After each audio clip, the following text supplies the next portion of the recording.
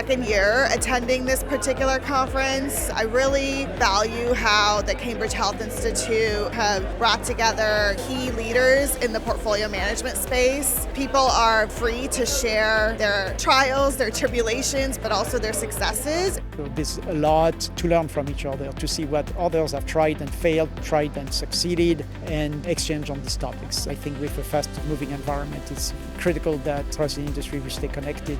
A lot of our customers are here, but also there's a lot of organizations that we can learn from. And so we're interested in hearing what are the current trends within the SPM space or within portfolio management. What are some concerns that organizations are having and how we might be able to help address those. This is my first time here, and I have to say I'm very impressed with the caliber and quality of people that I've met here. I have also enjoyed the camaraderie and the openness with which people are willing to give feedback, ask questions, exchange ideas.